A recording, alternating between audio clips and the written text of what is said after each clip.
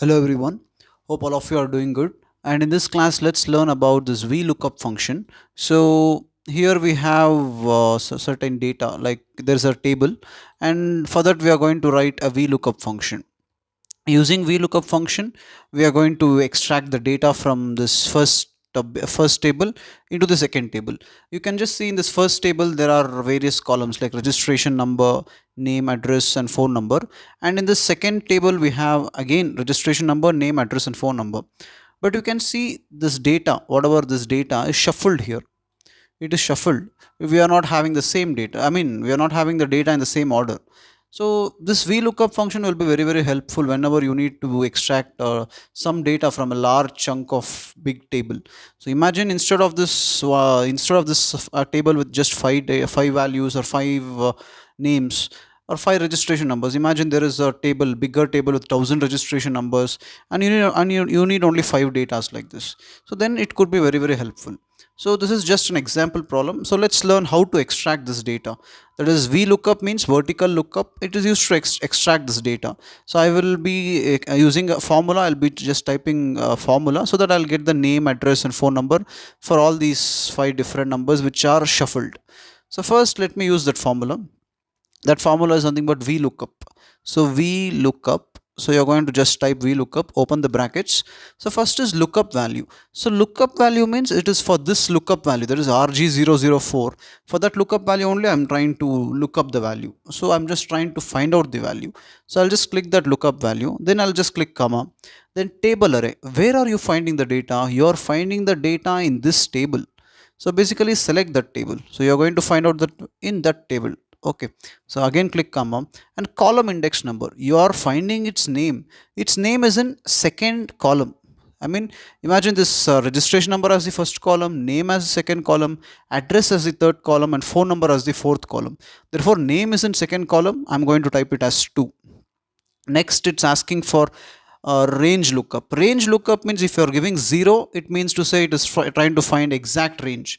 If you are giving +1, it will find the one which is above that. If you are giving -1, it is going to find out something below that. But I want the exact one, so let me type it 0.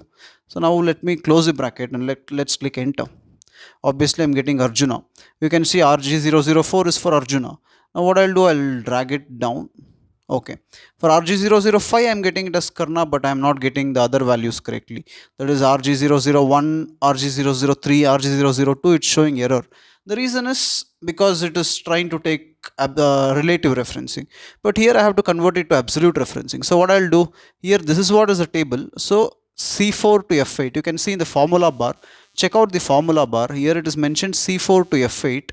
So let's convert it into what is the absolute reference. How you are going to convert it? You're going to just type it dollar.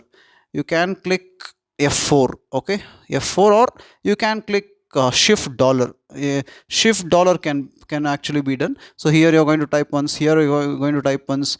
$C, $4, $F, and $8. You're going to separately type it 4 times. Else you can click F4, function F4, or just F4. So F4, I'll type it function F4. So I'm getting here, you can just see clearly $C, $4, $F, and $8. So now what I'm going to do, I'm going to click enter.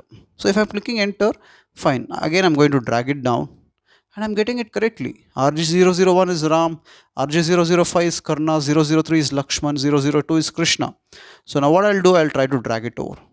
If I'm trying to drag it over, I'm getting error here. I'm not getting the address and phone number correctly.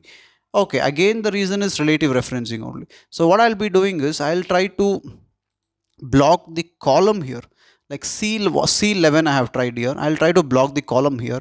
And here instead, in the column index number, instead of 2, instead of specifying it as a second column, what I'll do is I'll try to type it like 1 2 3 4 over here. So what I'll do for that is let me just, so first let me try to unmerge this, unmerge these cells. So, and let me try to, okay, let me try to paste that over here. Now what I'll do, I'll try to type it this as 1 2 3 and 4. So now I've typed it 1 2 3 and 4. Okay. Now what I'll do, I'll just go back to this formula. Here C11, I'll try, C is nothing but C column and 11th row. I'll try to block this C row. So what I'll do, shift and 4. I have blocked that C. Here instead of 2, what I'll do is I'll just backspace that and I'll select this cell where it has that 2. That means that column I'm trying to select. And I'm what I'm going to do is I'm just even trying to block that row. D2, I'm just going to block that row, shift 4. So now what I've done here, I have blocked the column, here I've blocked the row. So I'll try to click enter. Okay.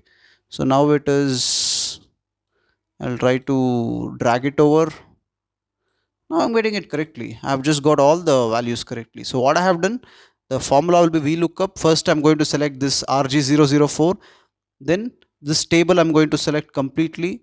Then I'm going to enter the column index number. Then I'm going to give the range as 0. But finally what I'm going to do is I'm going to block this table completely using function F4 or clicking the dollar multiple times over here. Then I'm going to block this column over here, and then I'm going to, instead of 2, I'm going to type here 2 and I'm going to select that, and finally I'm going to block here this row.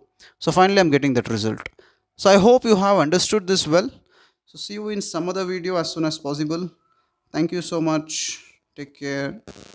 Bye.